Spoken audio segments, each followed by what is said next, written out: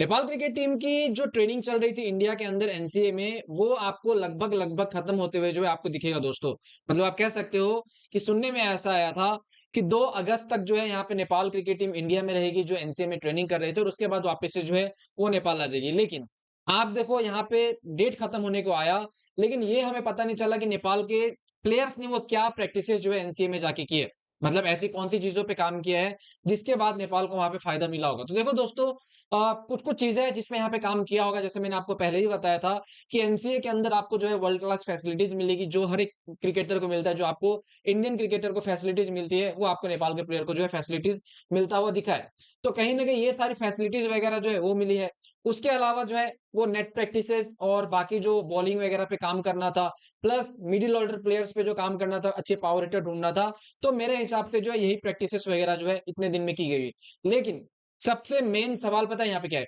सबसे मेन सवाल ये है कि ठीक है, यहाँ पे नेपाल के प्लेयर ने वो नेट प्रैक्टिसेस वगैरह कर लिया, यहाँ पे कह सकते हो बाकी चीज़ों पे काम कर ली, ठीक है, टेक्निकली जितनी चीज़ें थी, उस पे काम हो गया। लेकिन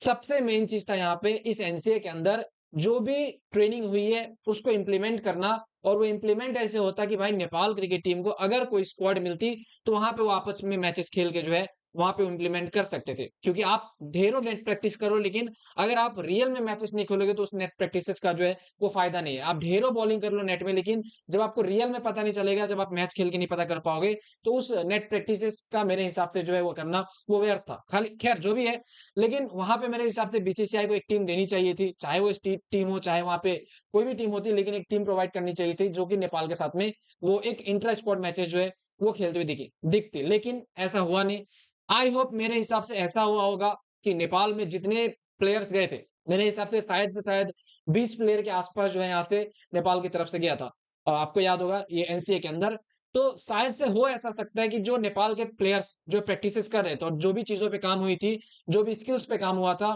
कहीं न कहीं इन चीज़ों को इम्प्लीमेंट किया गया होगा। वो आप कह सकते हो इंडोर ट्रेनिंग में ही की गई होगी। इंडोर मतलब आप ऐसा समझ सकते हो स्टेडियम में ही किया होगा, लेकिन नेपाल ने आपस में 2 टीम बना के की होगी। मतलब Nepal A versus Nepal B का हुआ शायद मेरे हिसाब से टीम बना होगा, एंड आपस में जो यहाँ पे मैचेस खेले होंगे, दोनों टीमों ने आपस में वो प्रैक्टिसेस वगैरह की होगी ए बी टीम बना के। और ये सेम चीज़ें हमें जो है 2024 में भी देखने को मिली थी, जब यहाँ पे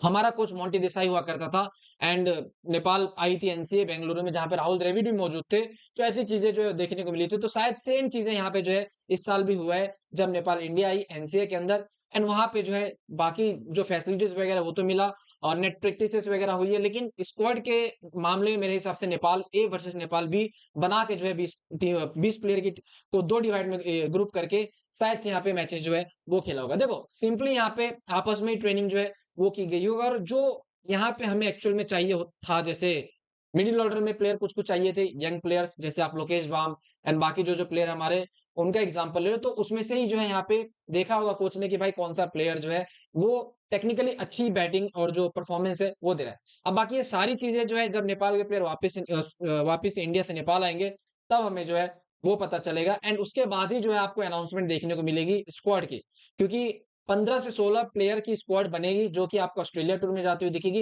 एंड मैक्सिमम आप कह सकते हो कि वही टीम जो है आपको जाती हुई दिखेगी भाई वर्ल्ड कप क्वालीफायर के लिए, वेस्ट इंडीज वाली सीरीज के लिए। तो मेरे हिसाब से जो है जो कुछ-कुछ प्लेयर होंगे जो कोच की नज़र में अच्छा एक्स्ट्राऑर्डिनरी किया होगा, जो कि हमें भी नहीं पता है, जो आपको स्क्वाड में आते हुए दिखेगा जब नेपाल टीम वापस से नेपाल आएगी। उस टाइम पे जो है अनाउंसमेंट होगी, उसके बाद ही हमें पता चलेगा कि हाँ यार चलो ये प्लेयर ने कुछ-कुछ एक्स्ट्रा किया होगा, तभी इनको स्क्वाड में जो है वो डाला गया है। बाकी यहाँ पे मेरे हिसाब से सारी चीज़ों को पब्लिकली करना चाहिए था कि क्या ट्रेनिंग चल रही है, क्या प्रैक्टिसेस वगैरह चल रहे हैं, ये सारी चीज़ें मेरे हिसाब से होना चाहिए था, ताकि एज़ अ फैन हम भी समझ पाएँ कि हाँ, चलो यार हमारी टीम जो है ये चीज़ें कर रही है। बाकी देखो मैं यही कहूँगा कि प्रैक्टिसेस तो हुई है, लेकिन वो आपस में ही टीम बना के हुई होगी। हाँ, बीसीसीआई को एक टीम प्रोवाइड करनी चाहिए थी, जो कि नहीं किया गया, एंड ये अनफॉर्च्यूनेट हमारे लिए कि भाई वो टीम मिली नहीं नेपाल को, जो हमें चाहिए होता है इंडिया में, वो एनसीए के अंदर। खैर जो भी है बाकी इसको लेके आपका जो कुछ कहना है नीचे कमेंट में बताना, मैं जेनुइनली जो है वो जानना चाहूँगा।